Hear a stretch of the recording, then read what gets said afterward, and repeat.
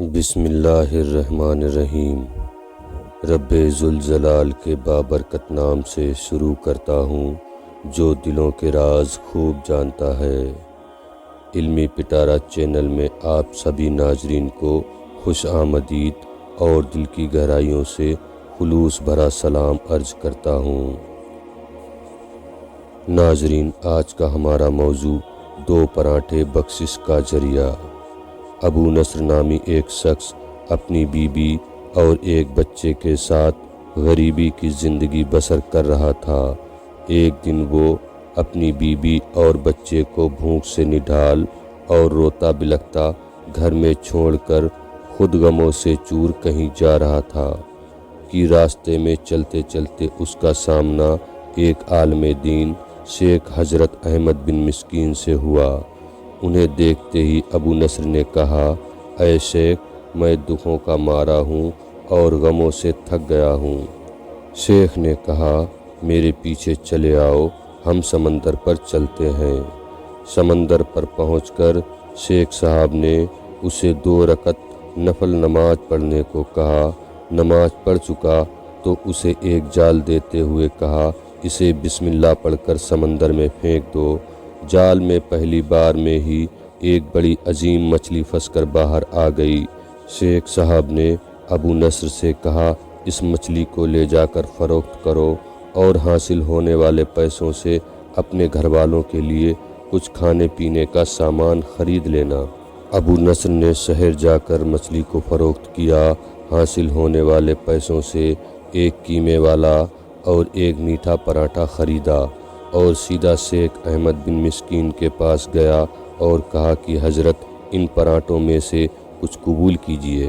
شیخ صاحب نے کہا، اگر تو نے اپنے کھانے کے لیے جال پھینکا ہوتا تو کسی مچھلی نے نہیں پھنسنا تھا، اور میں نے تمہارے ساتھ نیکی گویا اپنی بھلائی کے لیے کی تھی، نہ کہ کسی مزدوری کے لیے۔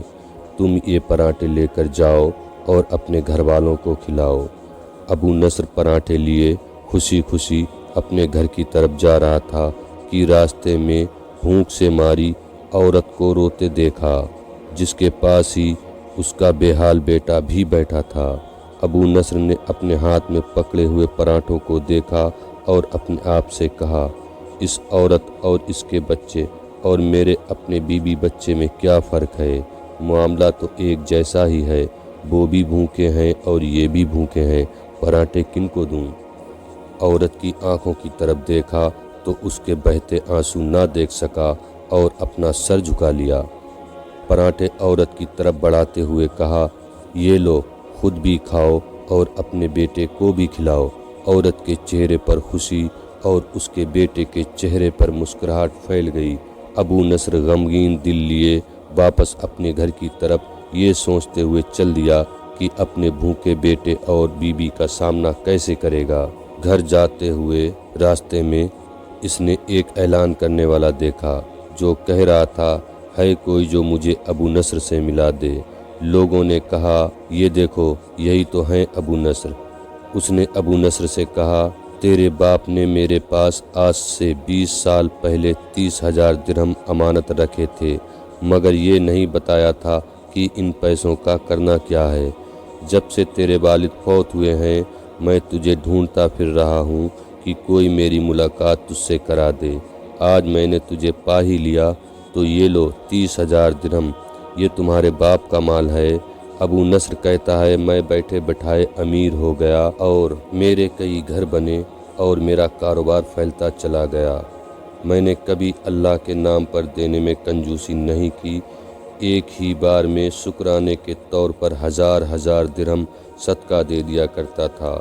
مجھے اپنے آپ پر رشک آتا تھا کہ اللہ پاک کے فضل با عطا سے کیسے فراغ دلی سے صدقہ اور خیرات کرنے والا بن گیا ہوں۔ ایک بار میں نے خواب دیکھا کہ حساب کتاب کا دن آ پہنچا ہے اور میدان میں ترازو نصب کر دیا گیا ہے، اور اعلان کرنے والے نے آواز دی، ابو نصر کو لایا جائے اور اس کے گناہ و ثواب کو تولا جائے۔ کہتا ہے، پلڑے میں ایک طرف میری نیکیاں اور دوسری طرف میرے گناہوں کو رکھا گیا تو گناہوں کا پلڑا بھاری تھا۔ میں نے پوچھا کہاں گئے میرے وہ صدقات جو میں اللہ کی راہ میں کیا کرتا تھا؟ تولنے والے نے میرے صدقات نیکیوں کے پلے میں رکھ دیے۔ ہر ہزار ہزار درہم کے صدقے کے نیچے نفس کی صحبت، میری خود نمائی کی خواہش اور ریاکاری کا رنگ چڑھا ہوا تھا، جس نے ان صدقات کو روئی سے بھی زیادہ ہلکا بنا دیا تھا۔ میرے گناہوں کا پلہ ابھی بھی بھاری تھا۔ میں رو پڑا اور کہا ہائے رے میری نجات کیسے ہوگی؟ اعلان کرنے والے نے میری بات کو سنا تو پوچھا ہے کوئی باقی اس کا عمل تو لے آؤ۔ میں نے سنا کہ ایک فرشتہ کہہ رہا تھا ہاں اس کے دیے ہوئے 2 پراٹھے ہیں جو ابھی میزان میں نہیں رکھے گئے۔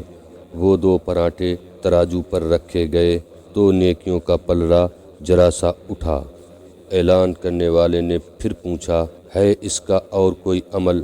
فرشتے نے جواب دیا ہاں اس کے لیے ابھی کچھ باقی ہے۔ اعلان کرنے والے نے پوچھا وہ کیا؟ کہا اس عورت کے آنسو جسے اس نے 2 پراٹھے دیے تھے۔ عورت کے آنسو نیکیوں کے پلے میں ڈالے گئے جن کے پہاڑ جیسے وزن نے ترازو کے نیکیوں کے پلے کو گناہوں کے پلے کے برابر لا کھڑا کیا۔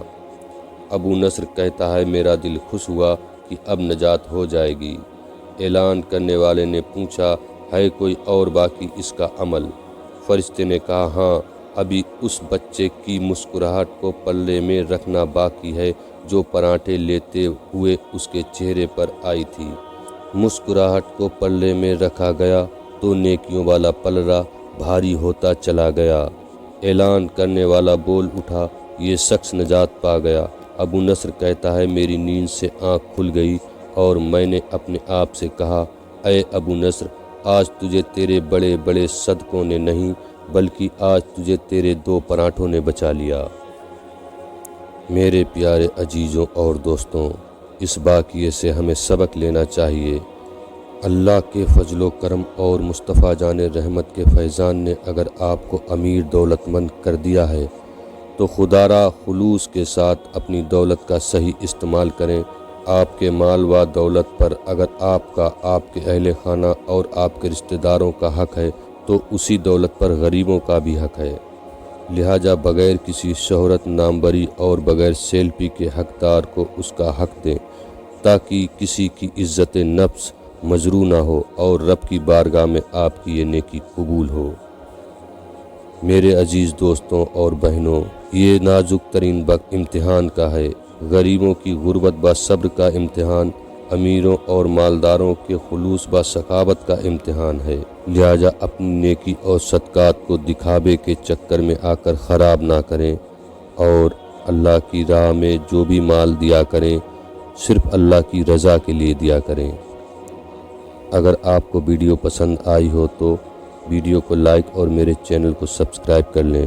اگر ویڈیو میں کوئی کمی رہ گئی ہو تو اس کے لیے میں معافی چاہتا ہوں، کیونکہ میرے پاس ویڈیو ایڈٹ کرنے کے اور آواز ایڈٹ کرنے کے جو سامان ہونا چاہیے جیسے کہ کمپیوٹر وغیرہ وہ نہیں ہے۔ میں سارا ویڈیو کا کام موبائل پر ہی کر رہا ہوں، تو اس کے لیے میں آپ سے معافی چاہتا ہوں۔ اللہ آپ کو خوش رکھے۔ ریکارڈنگ سے ریلیٹڈ جو چیزیں ہوتی ہیں جیسے کہ بہترین مائک وغیرہ نہیں ہے، لہٰذا اس کے لیے میں آپ سے معافی چاہتا ہوں، اور آپ چاہیں تو چینل کو سبسکرائب کر میری مدد کر سکتے ہیں۔ اللہ آپ کو خوش رکھے۔ خدا حافظ۔